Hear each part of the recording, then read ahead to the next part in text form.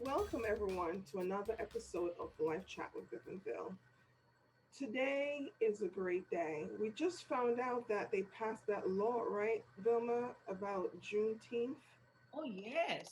Yeah, That's exciting. yeah, definitely. So this is a new year, a new season, new beginning for people fought for generations to come. But that's not what we're going to talk about this week. We're going to talk No, that's not about what we're talking about. what? That's not what we're talking about. No, I just had to, that popped in my head, so I had to say something real quick. Oh, man, I thought we were going to talk about Juneteenth. Okay. All right. No. Let's shift gears. Yes, we have to shift or rewind back to what we're really going to talk about today. And it's always a pleasure to have Dr. Davis with us, Renee Davis, and she is no stranger to our podcast. I'm sure for those people who watch all the time, you know that she's been on numerous times, and we're so excited to have her on once again to talk to us about mental health and faith. Now, Vilma, being that this is your beautiful daughter, so let's go for it. Continue to introduce her and do what you do. Okay, so I am going to allow her to introduce herself so she may be able to give more information that I can. And yes, she's my daughter and my only daughter, and I am extremely proud to be her mother. So, Dr. Davis, I'm going to have you to introduce yourself and tell our audience what you do. Well, thank you. It is a pleasure to be back again on the podcast, and especially with the topic that we'll be focused on for today. My name is Renee Davis. I am a licensed clinical psychologist. I practice in Maryland. I have the privilege of being within two different practices. One is a more traditional secular practice, and the other is a Bible based counseling center. So I have different perspectives on offering mental health in the field and outside of just operating in that field of psychology. I have the joy of just being able to um, engage with my church and being able to be a part of different ministries there as well. Very good, very good. And my first question that I was going to ask you as a spin-off from what you just said, I think you kind of gave us the answer. I wanted to know, Dr. Davis, does your treatment approach differ according to the practice environment that you are in? Does it differ the traditional versus the faith-based practice? And how does it differ? Yes, it definitely does. So I intentionally wanted to work at two different practices after becoming licensed, starting off in private practice. I wanted to be able to be in a setting where I could reach any and everybody that came. And being that I am a woman of faith, a Christian, I also wanted to be in an environment where people were coming because of the biblically based services that were offered. And so that alone kind of gives you an idea of the fact that it does differ depending on the environment that I'm in. When I am in the more traditional secular environment, what we focus on it tends to be more quite clinical. And I just use that as an opportunity to get a better understanding of the presenting issues. I try to come up with a treatment plan that fits what that client has come in seeking, and we kind of go about and make progress in that particular way. I more so kind of focus just on, again, the presenting symptoms or what the diagnostic impressions are. When I am in the biblically based counseling center and offering services in that environment, I not only focus on the clinical side, but depending on the person that I'm working with, I definitely like to incorporate their faith as well. And so that would involve having an understanding of where they are in their walk with God, having an understanding of how they rely on God when it comes to being able to cope with the issues that they face, and also being able to find ways of giving them even greater resources within that biblical foundation. Wonderful, wonderful. You kind of sounded like you. I don't know if it's on my end, but kind of low sometimes. So I don't know if it's on my end, but I can hear you clear. Okay. I was getting ready to say that it is so refreshing when I hear of a Christian psychologist because in everything and that we do, our faith needs to factor in it. And the fact that you can outwardly say that your faith impacts your treatment plan is really very heartwarming to me. Now, what are the groups of patients that you treat or clients that you treat? So I primarily work with children, adolescents, and their families. Okay, so I'm going to ask you, and you don't have to say it if you don't want to, but of the three groups that you treat, which is the most challenging and why? So I would say that working, so let me back up. I have worked with children and adolescents throughout my training as well as an independent practitioner. That is the basis of what I know. I am just getting into the point of venturing out into working with like young adults and older adults, but that's been the primary population that I've worked with. Mhm. When I am working with children that do not want therapy, that is a challenge because they're there because their parents want them to be there. Mhm. And it is excellent that their parent wants them to be there. But there are sometimes cases in which a parent may want them to be quote unquote fixed. And so they drop them off and they want to pick them Mhm. up and have a new child that behaves and meets all the expectations, and I am not a magician. And so those are the cases that I find to be quite difficult because you end up working with a kid who's not understanding why they're there. They're there on their own. And if I'm honest, when we look at children, there's so much more than just a child. There's the environment that impacts them. And so Mhm. that's why I often have a preference for working with the family, working with at least one parent when I'm working with the child, so that they both can learn. Because Mhm. when there are behavioral issues, yes, the child plays a role, but there are other factors to consider as well. So what do you do when you're in a situation with a kid where they don't want to be there, they don't know why they're there, and what do you do? Like, what's the thing that help you to bring them along or to turn them over or whatever it may be? What do you do in that situation? Yes. So what I try to focus on is just building a rapport. Sometimes a parent may be so focused on, like, let's get them fixed. Let's, work on their behavior. Let's work on this sadness that I'm seeing or this anxiety that I'm seeing. But if a child isn't ready or there's no rapport, there's no trust, they're not going to work on anything. And so my number one goal, if I notice that they're not engaged, is how can I build a rapport? How can we talk about what's interesting to them? Can we play some games to be able to build this relationship and this sense of trust? And then I also try to invite the parent into the process as well. Why did you bring your child here? What do you see? What are your observations? A lot of times there are conversations that happen within the treatment room that haven't happened between that parent and child outside. And so Mm. creating that space where they can have these conversations, and that's when we can really get to the good stuff. Great. That sounds like a safe environment, providing a safe environment. Ah, that I love that. I love that. Now, tell me, and from a general factor, did your practice grow during COVID? Yes. So one thing that anybody who has sought services during this time knows is that there have been numerous wait lists. That means that there have been an influx of people who have sought services, have sought mental health services Mhm. during this time.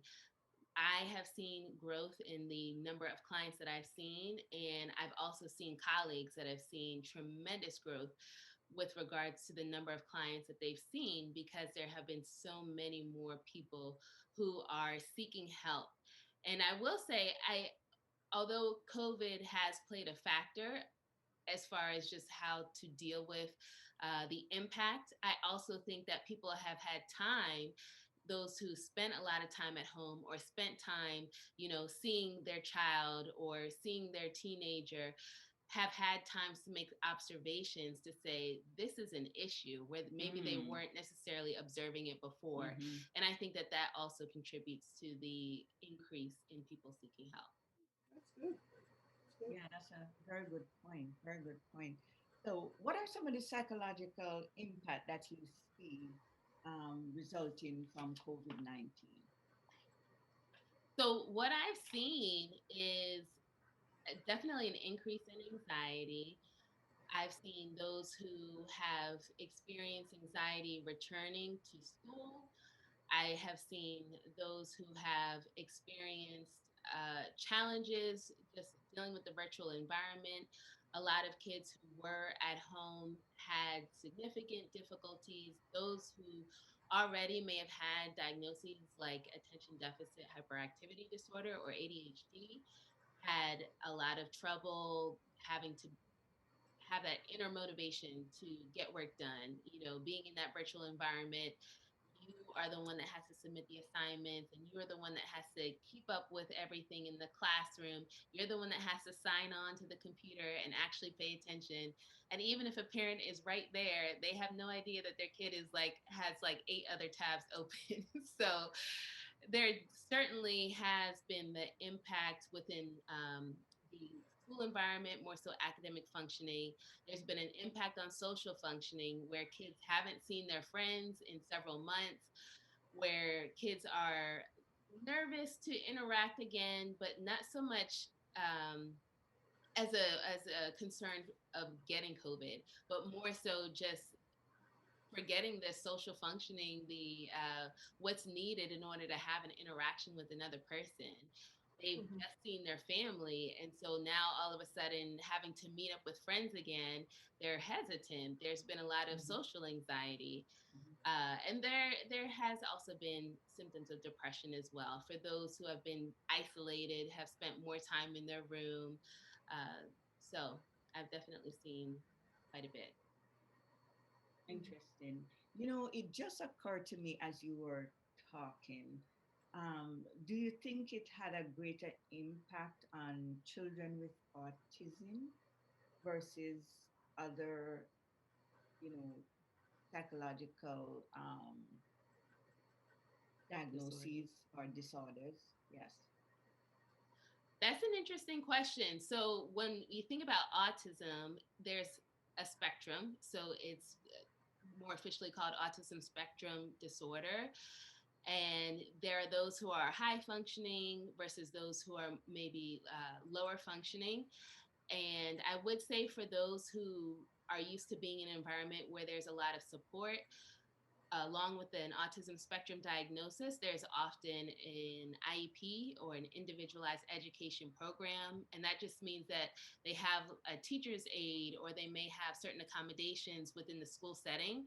When all of a sudden you're at home, you're in that virtual environment, as much as you should continue having those accommodations, it was just quite difficult for teachers to make sure that Mm-hmm. the same support or the same level of support was there.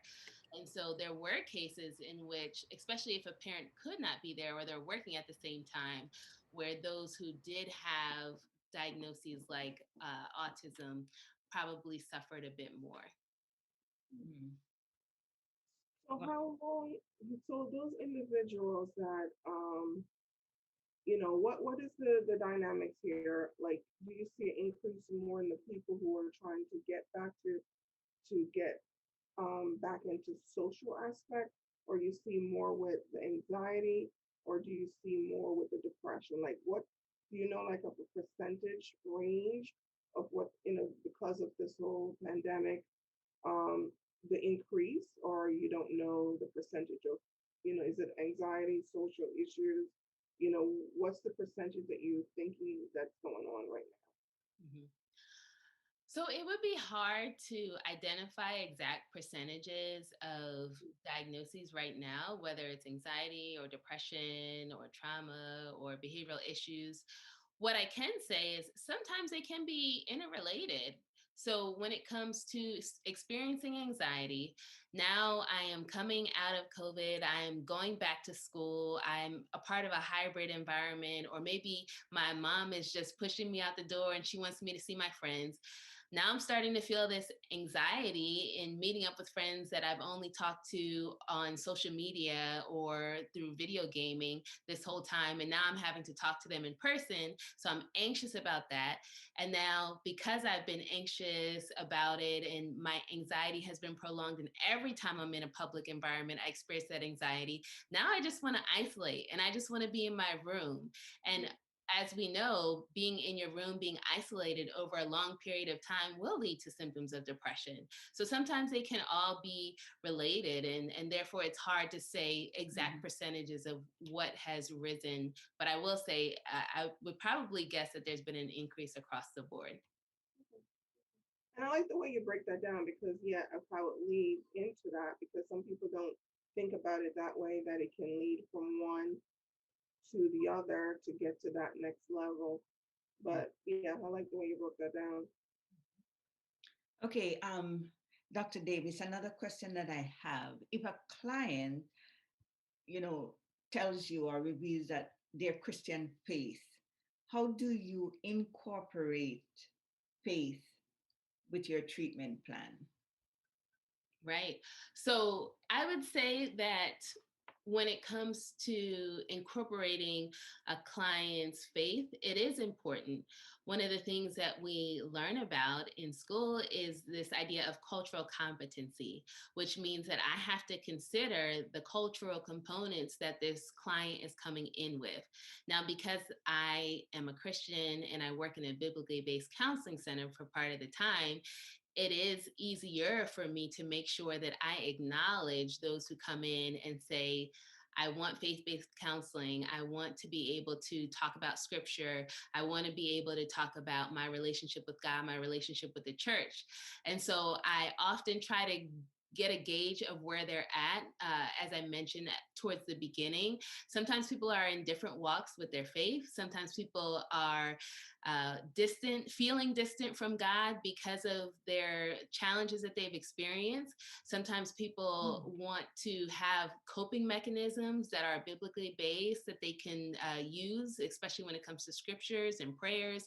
So I try to find out where they are, and then from there, try to incorporate ways in which they can use their faith as a support system or as a resource. Because yes, we can pray and always wanting us to pray, but I think that there are also certain nuances that we probably overlook as far as how you can specifically incorporate your faith into coping with your mental health. Good, good. That's great. That's great. Um,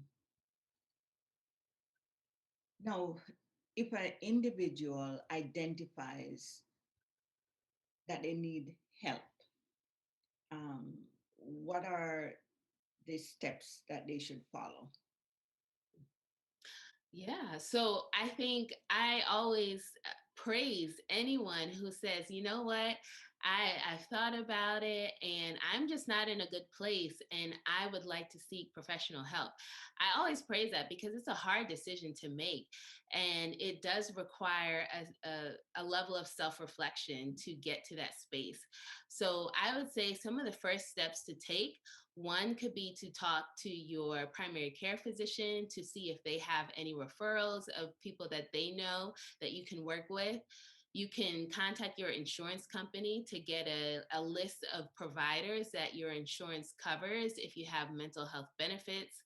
You can also go to psychologytoday.com, which is an amazing resource. You simply type in any type of filters that you would want. So if you want somebody who shares your faith, if you want somebody who works with kids, if you want somebody who does online counseling, if you want somebody that works with specific techniques like cognitive behavioral therapy, you can literally type in whatever you're looking for, and then a list of providers will pop up.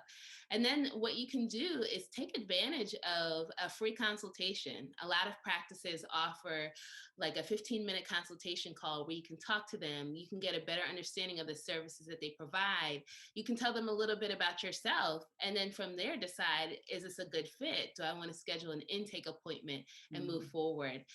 And what I will say, one other thing is that sometimes we do have that first or second appointment and we decide that this is not a good fit for me, but that doesn't mean that counseling isn't a good fit for you. It just maybe the provider isn't a good fit for you.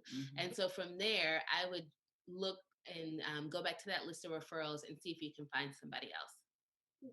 But what about those individuals who think they don't need counseling, and especially like for anxiety? That's something that um, probably more you can see that that person has an anxiety issue. But when it comes to like certain depression or whatever it may be, what certain symptoms or what certain things that you could say, hey, if you're going through this, you may want to seek counseling. If you're finding this, you may want to seek counsel. What are these things or signs or whatever that you can able to share with our audience to let them know that maybe something that you should think about, or things that we don't think of saying, hey, we might need counseling, but then like you think about this, oh, okay, counseling can help me. Right. So, one of the ways that I like to answer this question is to start off by saying nothing has to be wrong to seek a counselor. You can be feeling great and go and see a counselor. Everybody could benefit to some degree. Sometimes there's a stigma that I have to have the worst problems in the world, or I have to really be suffering, or I'm not crazy. Why would I go see a professional? But you do not have to fall into a particular category in order to seek counseling. So, that being said, I would also say what I also look for is functioning across different areas of your life. How has that changed? How has your social functioning changed? Are you no longer hanging out with people? Are you no longer answering calls? Are you trying to isolate yourself? I look at functioning on the job or functioning within the school environment. Has that changed significantly? Is it a lot harder? Before, maybe you were readily going to work every day and everything was fine. And now all of a sudden you dread having to get up in the mornings. I look at appetite and sleep, certain bodily functions. Have you stopped eating or are you overeating? Are you having difficulty sleeping at night? Do you notice that you're awakening multiple times through the night? Those could all be signs and indicators. And then when it comes to those around you, those who have made observations and noticed things, sometimes we can be a little offended. Like, this person told me that they think that I'm anxious all the time, or they think that that I may be depressed. And initially we may be offended, but to take a second look, and especially if that person really cares about you, not being offended by it, but deciding maybe they are seeing something that I'm not aware of, and maybe it's something to look into. Mhm. Yeah, because I had a friend that I remember once, about 15 years ago. A friend said to me, I don't remember, I was going through some stuff, and she said to me, are you going through oppression? She said, I'm like, oppression? What are you talking about? And she's like, well, I think you might be going through a little sign of oppression. That's what she said. And then you're right. People might not, you might not think there's something going on, but the things that you say can able to give off another, someone is seeing it a different way. So yeah. I was just asking her to sign me up, Vivian. So you are, hey, me too, right? So like I get up on a Monday and I was like, oh, it's Monday. I have to go to work. I think that's I'm not a doctor, but I think that's a norm for all of us. It definitely can be. You know, there are what they call those Monday blues, right? Where it's harder to get up in the morning. But what I do pay attention to is if there's just that sense of dread, like it's not just getting up early in the morning or getting up on a Monday and starting a new week, but I'm dreading this. Like, I don't want to do this. And that feeling stays for a long time. It may be okay if it lasts for a day or two, but if it's weeks on end, I would want to look into that. Mm-hmm. Mm-hmm. No, I just thought of this question as you were speaking again. Do psychologists get counseling? You know, you have people day after day and weeks upon weeks, and they pour their what they're going through onto you, and you listen for hours on end on what is happening in people's life. How do you keep your sanity? Mhm. Apart from coming home and getting a good meal, how do you keep your sanity? That's a good question. Yes, psychologists do seek therapists themselves and are often in therapy. It can be a weight to be in this job and to hear all that you hear and to have to provide that support day after day. And as you pointed out, having to pour out can be a lot. And so, yes, there are those who have a therapist, there are those who consult with others. So it may look a little different. Some people work individually with a particular person. For me, what I find to be very helpful at one of the practices that I work at, we meet every 2 weeks as a group, and that is our space to just talk about what we're dealing with. We get an opportunity to talk about difficult clients that we've been working with. We get an opportunity to say, you know what, this was hard, or I'm being challenged in this way, or I had this particular reaction in the room.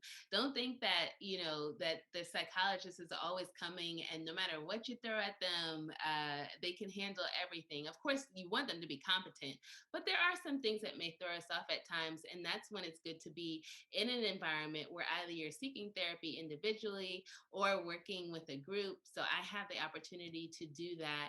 And that has been a blessing for me, for sure. Great, great. And I guess I was gonna say thank you for being transparent, but then you're a psychologist, so you tend to be more transparent because that's what you want your clients or your patients to be, correct? Absolutely. Yes. Absolutely. Yes. Yeah. Vulnerability is key. Okay.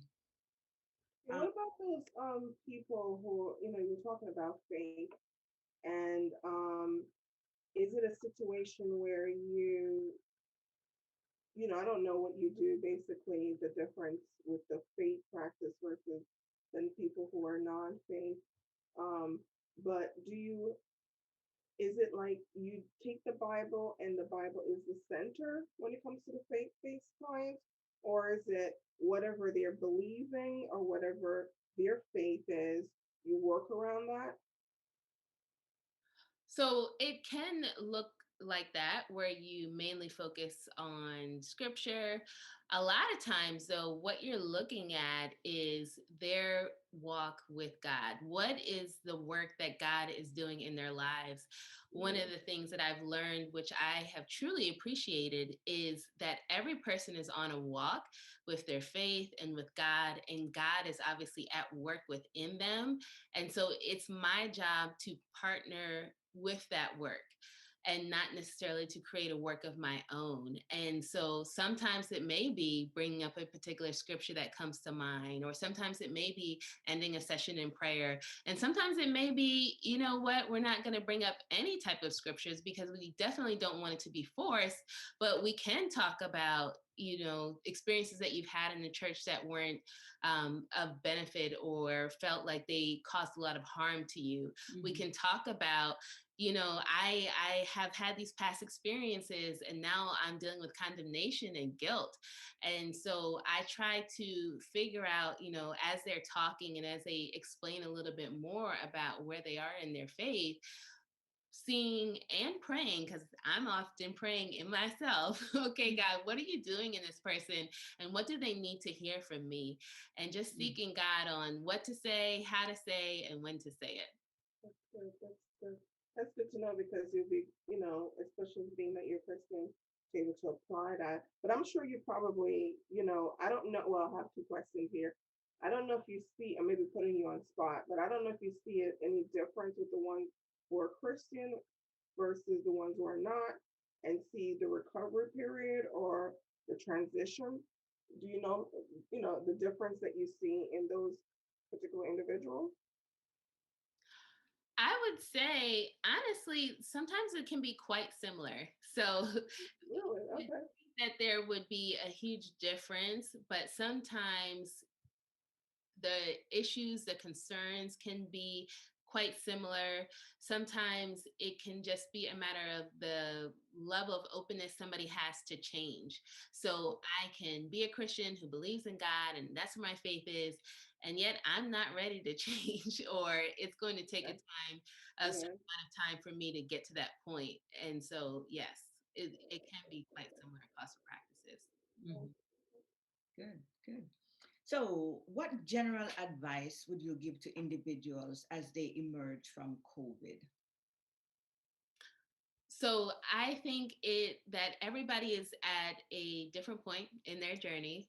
Some who are completely ready to just be out there and they are, 2019 prior to all of this starting, and that's okay. And some are taking very slow steps, and that's okay too. I would say that you have to kind of check in with yourself to see where am I at? What am I comfortable doing? Who am I comfortable interacting with? Where am I comfortable going? And then I would also ask why. So sometimes we get so used to not being in certain environments. Those who they've gotten so used to not being in school that they say they don't want to go to school because of concerns about COVID. But is it that, or have I become so comfortable in the home environment that I'm just not ready? And so I would want to know where you're at, kind of like doing that introspection. Where am I at? What am I ready for? And why am I at this point? To decipher and to discern, is this just avoidance, or is this simply, I'm not ready? That being said, even for those who have friends or relatives that may be at a different place than you are, that's okay. I would say to have patience. Some people are going to be, in a store, and I see it every day. Some people are continuing to wear masks and some people are not. And it's not on us to decide where you need to be. It's on you to know where you are. That being said, I would also acknowledge that there is going to be anxiety because there's change. And with every significant change that we experience, we often have that worry or that anticipation of the unknown. I don't know what it's going to be like when I return to these settings, and that is normal. That's okay. I would definitely validate that. And as we recognize that worry or that anxiety that comes up, also know, allow, I should say, not allowing it to drive you and make all these decisions for you. So feelings can be an indicator of something, but we definitely don't want it to be the ultimate decision maker in everything that we do.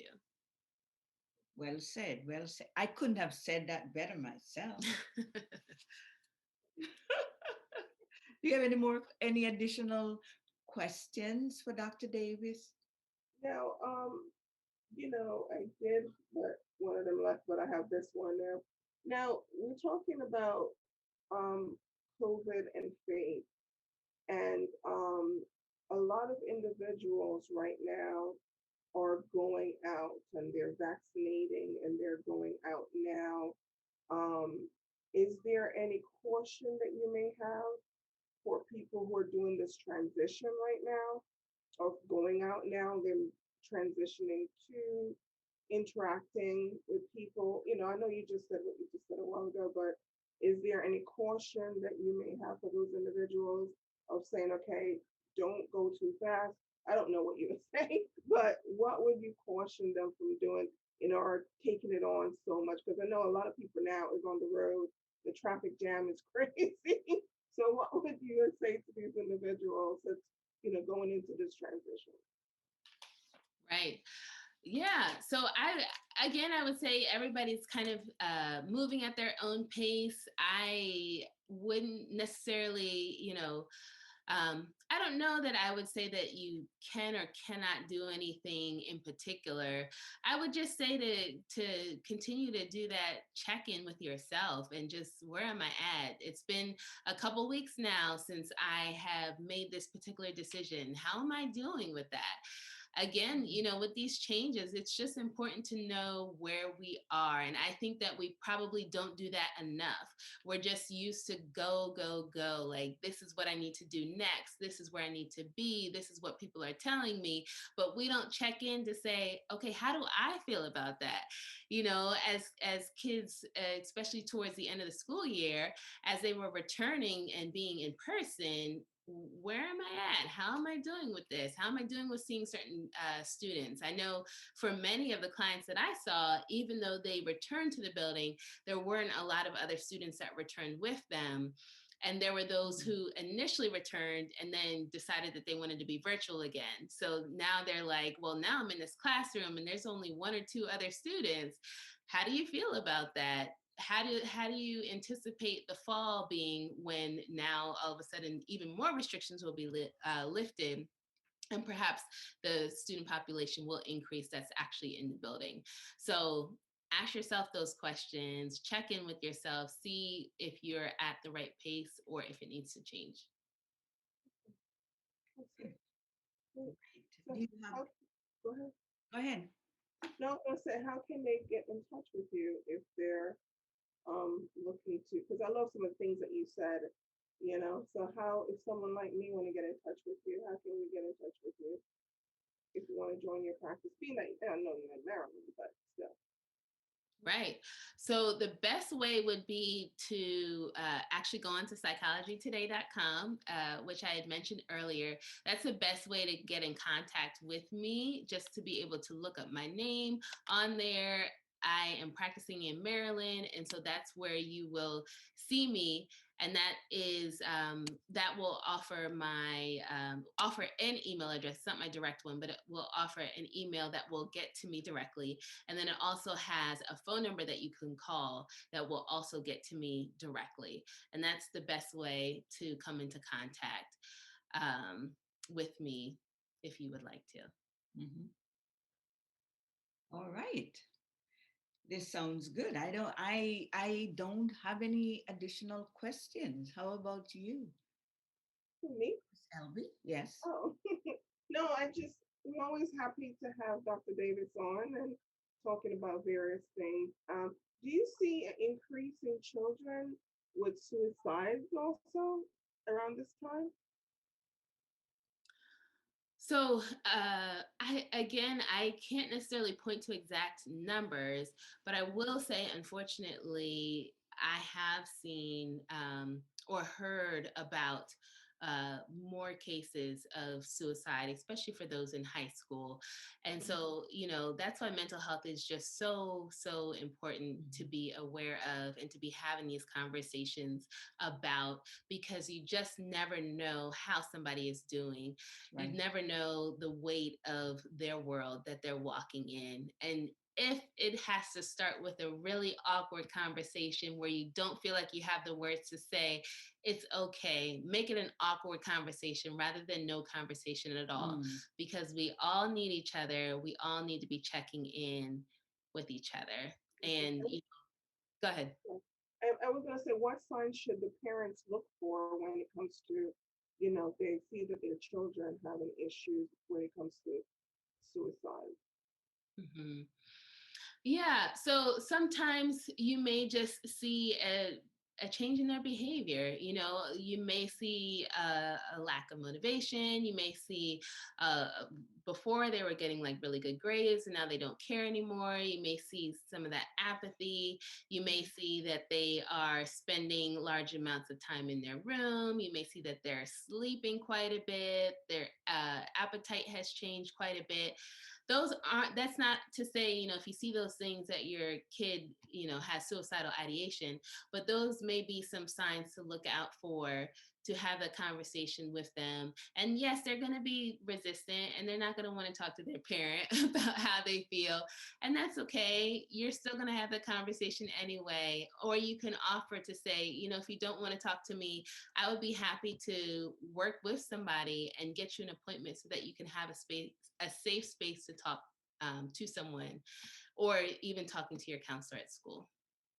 Mhm. Well, that's the questions that I have. There's one takeaway that I get. Well, there are many, but one in particular that I just want to emphasize is the fact that of how we tend to ignore people, or we tend to stay in our little silos, and we don't reach forward. We may see somebody, we may see them acting differently, but we have this attitude: I'm not going to interfere, I don't know them, I don't want to talk. And Mhm. sometimes, if we just start, as you mentioned, start a conversation, say hello. Sometimes you say hi to somebody, and they start to tell you, sometimes you're like, oh my gosh, I probably shouldn't have. But they need people, Mhm. need people. We were created to be relational. Absolutely. you know God, when he created Adam and Eve, he created them for a relationship. And when he went and he didn't find them, he says, Adam, where are you? He wanted that relationship. And yes, I know the biblical implication that, he had sinned, etc., etc., but the person, he says, where are you? And I think God missed that relationship that he had with Adam. And from then, we see him trying to bring different substitution in place to get back that relationship with us.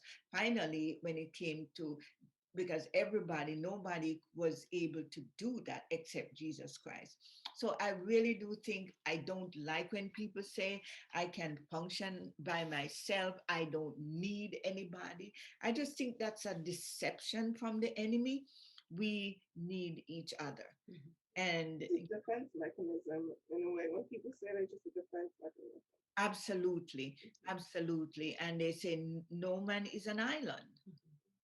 So I love that you are saying that, is to look, reach out to somebody. I've noticed, like, there are sometimes students and they're loners. They stay by themselves, they go to lunch, nobody talks to them. When Mhm. pre-COVID, nobody talks to them. They're recessed, they're playing by themselves, because we have all these little cliques, and we do it too with adults. Mhm. It just takes one person to say, you know what, let's invite them over to Mhm. join us, to make them feel like they belong, or they are a part of the group. Mhm. I really do thank you for pointing that out. So, what's your wrap up, your last takeaway you want to give to all of us, if you haven't said it yet? Yes, well, I emphasize that point that you just made, the fact that we need each other. And even if you are seeing somebody and it seems like they've got it, they're so independent, they can handle everything, it doesn't necessarily mean that they are doing okay. And so my final takeaway would be to reach out to someone, even if you talk to them every day. If you haven't had one of those in-depth conversations in a while, have that conversation. It all starts with a conversation. Sometimes the people that I see, the reason why they're in my office is because they had a conversation with somebody, and that's what led them there. So you have no idea the impact that you can have on somebody else's life simply by reaching out to talk. So I would highlight that. And I would also say thank you again for having me on. Thank you for highlighting this important topic and just the importance of our mental health. I think that it is so significant to be able to be on any platform and just to provide that extra support and that encouragement for others who need it. So thank you. You are welcome. You're welcome. And Vivian, I'm just going to remind our audience that we are now doing our podcast twice a month. So if there is a week you go on and the material looks like it was a week old, yes, that is correct. We didn't forget to post it.